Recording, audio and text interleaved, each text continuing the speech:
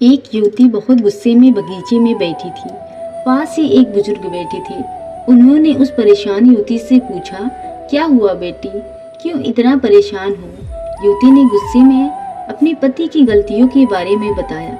बुजुर्ग ने मंद मंद मुस्कुराते हुए युवती से पूछा, बेटी क्या तुम बता सकती हो तुम्हारे घर का नौकर कौन है? युवती ने हैरानी से पूछा, क्या मतलब? बुजुर्ग ने कहा, तुम्हारे घर की सारी जरूरतों का ध्यान रखकर उनको कौन पूरा करता है? युवती ने कहा, मेरे पति। बुजुर्ग ने फिर पूछा, तुम्हारे खाने पीने की और पहनने ओढ़ने की जरूरतों को कौन पूरा करता है? युवती ने कहा, मेरे पति। बुजुर्ग ने फिर पूछा, तुम और बच्चों को किसी बात की कमी न हो और तुम सबका भविष्य सुरक्षित रहे, इसके लिए हमेशा कौन चिंतित रहता है? युवती ने कहा, मेरे पति। बुजुर्ग ने फिर पूछा, सुबह से शाम तक कुछ रुपए के लिए बाहर वालों की और अपने अधिकारियों की खरी खोटी हमेशा कौन सुनता है? युवती ने कहा, मेरे पति। बुजुर्ग ने फिर पूछा, परेशानी और गम में कौन साथ देता है? युवती ने कहा, मेरे पति। बुजुर्ग, तुम लोगों के अच्छे जीवन और रहन सहन के लिए दूर दराज जाकर सारे सगे संबंधियों को, यहाँ तक कि अपने माँ बाप को भी छोड़कर जंगलों में भी नौकरी करने को कौन तैयार रहता है? युवती ने कहा, मेरे पति। बुजुर्ग, घर की गैस, बिजली, पानी, मकान, मरम्मत एवं रख रखाव, सुख सुविधाओं, दवाइयों, किराना, मनोरंजन, भविष्य के लिए बचत, बैंक, बीमा, अस्पताल, स्कूल, कॉलेज, पास पड़ोस, ऑफिस और ऐसी ही न जाने कितनी सारी जिम्मेदारियां एक साथ लेकर कौन चलता है?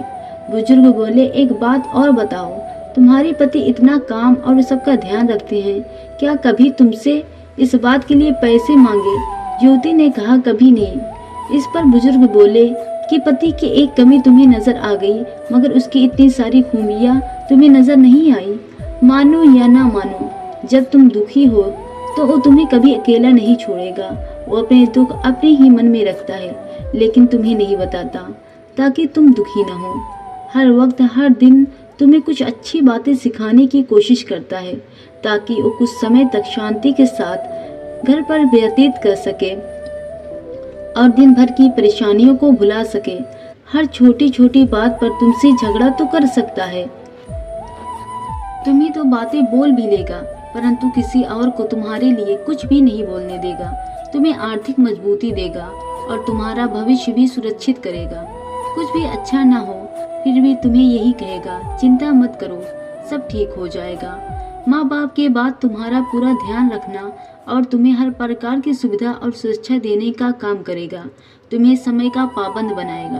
तुम्हें चिंता ना हो, इसलिए दिन भर परेशानियों में घिरे रहने पर भी तुम्हारे 15 बार फोन करने पर भी सुनेगा और हर समस्या का समाधान करेगा। क्योंकि पति ईश्वर का दिया एक स्पेशल उपहार है, इसलिए उसकी उपयोगिता जानो और उसकी देखभाल करो। अगर ये कहानी आपको पसंद आई हो तो लाइक, शेयर, सब्सक्राइब जरूर करें। धन्यवाद।